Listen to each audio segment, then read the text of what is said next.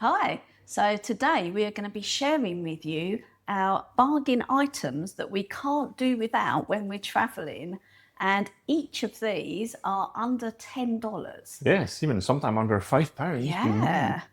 Hi, I'm Kim, And I'm Frank. and this is our channel F&K Life. So there's a few categories of affordable or bargain items that we can put them in. So the first one is to make ourselves feel at home wherever we are. So let's start with the kitchen. So in the morning, we'll always have tea and coffee. Yes. And we found that you'd be surprised, but a lot of the time, Airbnbs don't have mugs. They either have tiny espresso cups or glasses. So we often now travel with, this is my mug, and Frank has a mug that he travels with. Now, this is quite special for me because I am so particular that my coffee mug mustn't be too small, mustn't be too big, it must be just right. And also I really like that little lip here, which rests on my lower lip. And the little finger, does that stick out when you drink? Always, it? yes. Yeah. So those are great. I really love those. So having a comfort mug with you really means that my mornings are made. Now, I still need good coffee as well, and I like a coffee first thing when I wake up. So if there isn't a decent coffee machine in the Airbnb, then I'll buy a cafetiere or a French press. Now, this one is exceptionally good. We bought it in Vietnam Yeah. in one of their malls, and it's called Lock and Lock, you can see here. And I really didn't understand how good it was, but basically it's got a lock system. So you've got to move that lid here to unlock and lock. And once it's there, it's sealed. I used to have things that exploded when I was pushing down and the coffee ground all over the coffee table. So that locks it as well, which allows me to lift it. It's properly sealed, but also it doesn't pour unless I squeeze that little button. So there you go, let me demonstrate. Ooh. And see, if I don't press the button, nothing comes out. That's been a Magic. really good one, actually. And it's not expensive, and it means that I can have decent coffee every morning. Now, the other thing I do, of course, is go to a local coffee roastery and buy fresh coffee beans that they grind for me. And I buy them every few days or every week to make sure the coffee is always of good quality.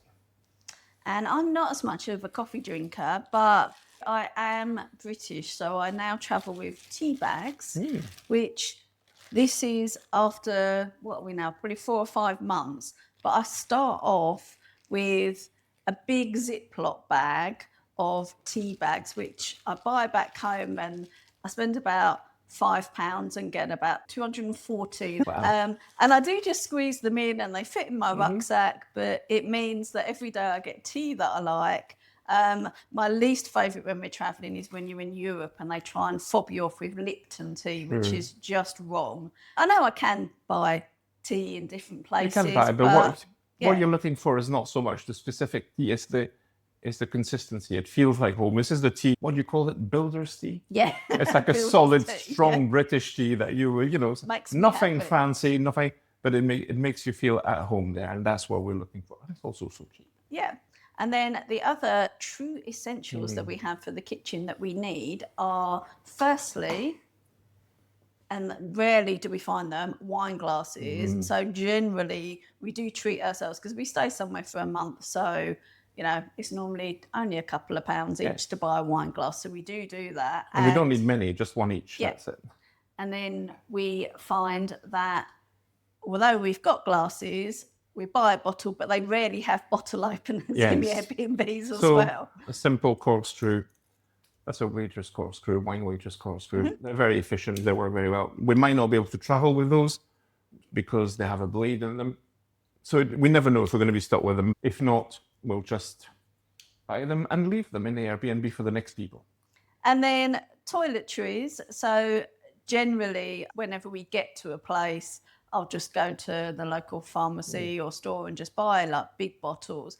But if I find that at the end of our stay that we've got loads left over, I do now travel with these 2 small bottles that I can fill. So they're 100 ml, but so far I've travelled with suntan cream that's really expensive, and I found I've not used it. And if we have like shampoo or conditioner, then Yes. I just shove it in here, and I've already paid for it, and it just sets us up Yes. for the next place that we go to. Very affordable, practical, and reusable. So we like it. Yep. The other things that we love, that each of them are really only a few pounds, and we could not live without them, No. are our packing cubes. So we have a variety of different sizes. So these are a couple of mine. Mine are Gonex. So I've got that one and this one. And also, just to say, another top packing tip is when I do pack, like this is my little sock one, but I actually pack my mug with my socks in one of these, and it keeps everything safe. So top tips there. Protects the mug, protects the socks. Yep. There you go. Also, I use a different type because I like the packing cubes with mesh on top, which means I can see what's inside them. So I have about 3 different sizes. This is probably the medium size. I have a large one for all my shirts and t-shirts, and a smaller one as well for things like underwear. So those are great. Those come from Shake, but really all we did was look online on Amazon. We looked for a couple of things. I looked for the mesh, a color that was distinct from Kim, so we don't get confused when we take them out, and good zips as well. So if they look like they have good zips, then we know we'll be okay and that they can open. And mine are compression as well. So there is like a double zip that goes around, which can be good.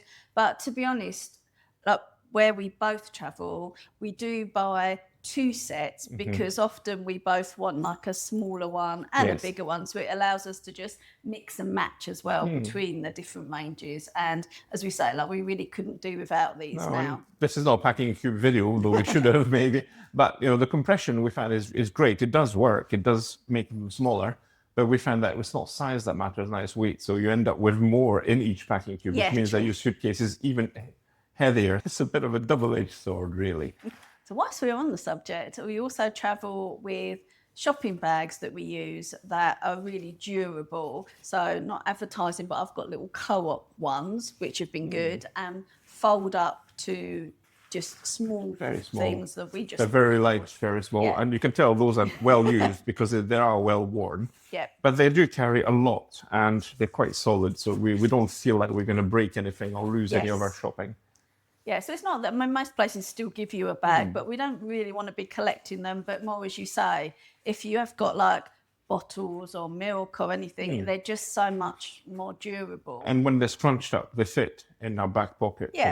It's not necessarily a good look, but it does work. If you're on your way shopping, you don't care. You just stuff a couple in your back pocket, and then that's it. That's your shopping sorted. So we really recommend that you travel with those as well. And then final bonus item I've got that again might seem a bit overkill, but I travel with a pair of slippers. I struggled a couple of years ago. I had like plantar fasciitis in my feet that took a year to clear up. And where we stay in different places, it's really rare that they're carpeted. So it's like they're hard concrete floors and tiles. They fold up so small. So it's just really nice to have something that you just have with you. And I should say, I also had a pair of slippers, which I can't show you because I have a... Why is that, Frank? Because I have a terrible habit of forgetting them. I wear them a lot, and then I just put them underneath some piece of furniture, under a table or under the bed. Next thing I know, we're packed and I have left them. So I'm planning on buying another pair at some point. Typically, we'll buy them in the January sales if we're back in the UK. They have really good prices. We hope you enjoyed this video to just show that some of the things that you take needn't be expensive, but they really do make your life a lot easier and make you feel more at home. Cheers. So yes, thank you for watching. Please subscribe, like, and add a comment. You might have some items that you think are really good value as well that you couldn't travel without. We're not looking for big things because we travel small and light, but do share with us because we are always interested in improving our travel. So thank you very much for watching again, and we'll see you next time. Bye.